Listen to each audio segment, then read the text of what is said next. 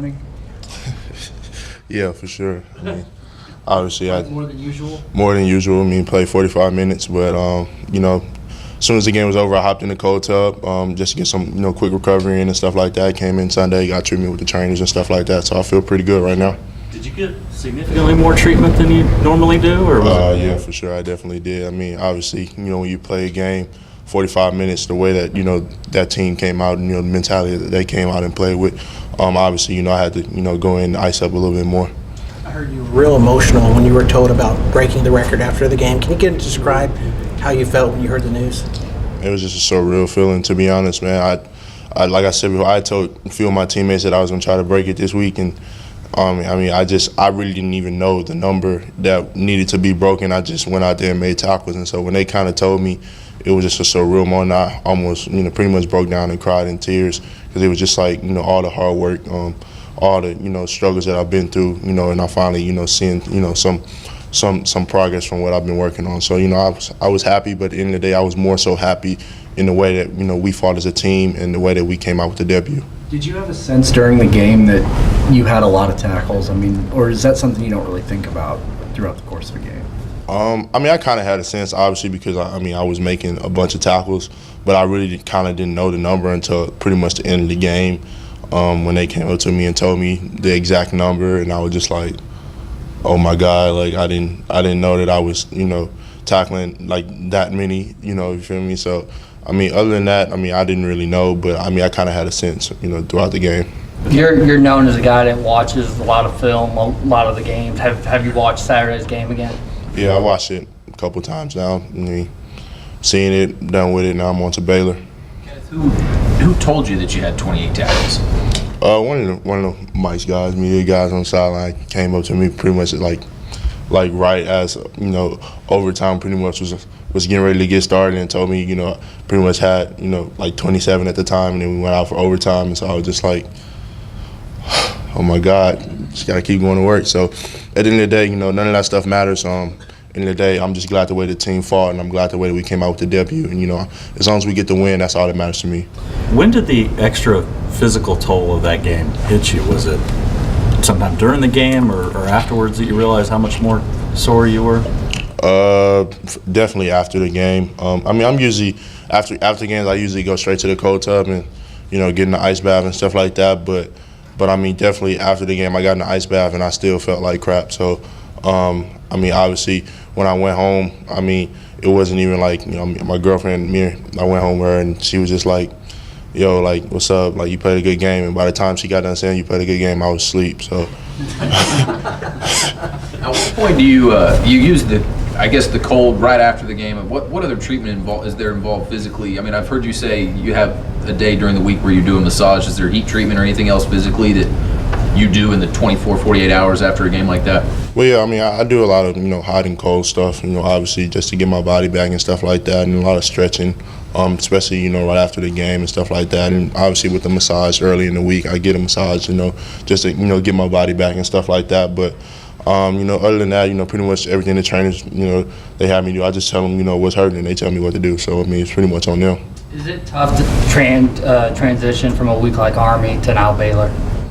Obviously physically, you're sore and stuff like that, but that's not an excuse. It takes a couple of days. Like I said, I feel pretty good right now. I feel ready to go. And like I said, after Sunday, pretty much I watched the game a couple of times Sunday, and after that, I've been on the Baylor. I've been watching tape on Baylor, so I'm ready and locked in on them. Because it is such a unique offense with Army, what do you learn from looking back at that game that you can take with you moving forward?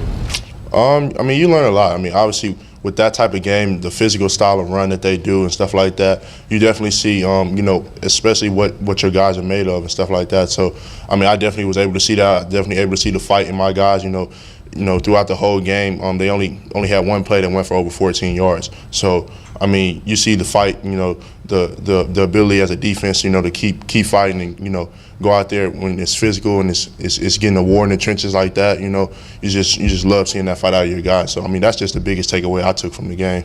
After the game, you were shaking hands with quite a few folks from Army. I'm not mistaken. There were, not just the players. Right. Why'd you do that, and why was that important to you? After the game, obviously, I was happy that we got the W, but At that point, it wasn't even about football. I mean, I obviously had to shake pretty much every player on Army's hand. I mean, Army's team, because of the game that they played. Man, they played a heck of a game. But then, as I was walking in, obviously, greeting the fans and stuff like that. One of the Army people in uniform had said, great game, Murray. And after that, just it wasn't even about football no more. It's just, appreciating them, thanking them for the sacrifices they made. At the end of the day, those guys are the real warriors. They're the ones out here, fighting in different countries, fighting for our freedom and stuff like that, protecting us. So at the end of the day, those guys are real warriors, and they deserve all the thanks and all of my gratitude. So that's just what I was trying to show, is just all my thankfulness and all my gratitude towards them and their sacrifice. Kenneth, can you talk about your relationship with Curtis Bolton on the field, what he's done this year, and then also about his 23 tackles? Yeah, Curtis, Buzzy, that's my guy. Me and him, like 1-2 punch. So, I'm always in watching tape with him, stuff like that. And so, I'm able to feed off him. He's able to feed off me. And as far as the 23 tackles, he had a heck of a day as well. And so me and him, we compete on trying to see who can make the most plays every week. And that's really something that me and him really get into it. Like, bro, I made more plays than you this week and stuff like that. So, obviously it gets real fun with me and him because we're both competitors and stuff like that. And so, it's just fun being able to play with somebody like that that's going to just be by your side and always have your back. So do you rub it in at all with him? No, I didn't rub it in. He kind of knew me. I didn't have to rub it in, but it's always jokes and games with me and him. We always focus, and at the end of the day, between both of us, it doesn't matter how many plays we make. We always focus on the team and getting a debut. So that's really what we most was happy about, is just getting the win.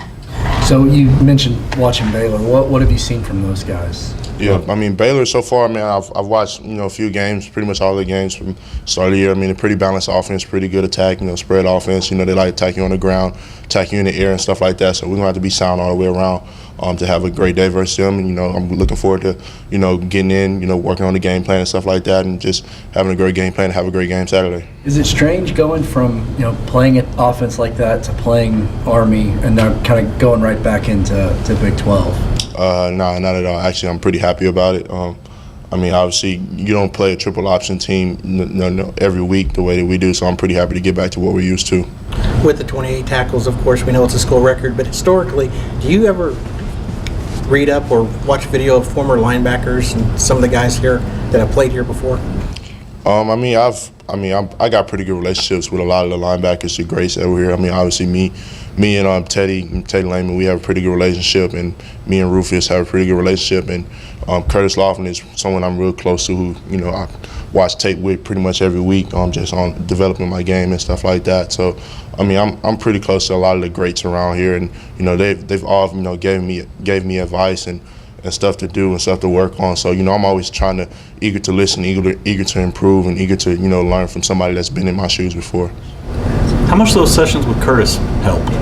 Man, they help a lot, man. Just seeing it from his view and seeing the way that he sees it, and how he approached the game and stuff like that. Especially for me, it's only my second year playing this position, so seeing it from a guy who's done it, who was a great All-American here, definitely just listening to him and just following in his footsteps. Did I hear you right that you're looking forward to facing a Big 12 offense maybe for the first time? Yeah, obviously with the triple option last week, it's something that we don't see every week. So, I'm happy to get back to something that we're used to, and I'm just happy to get back on the field and play with my brothers. Anything else for Kenneth?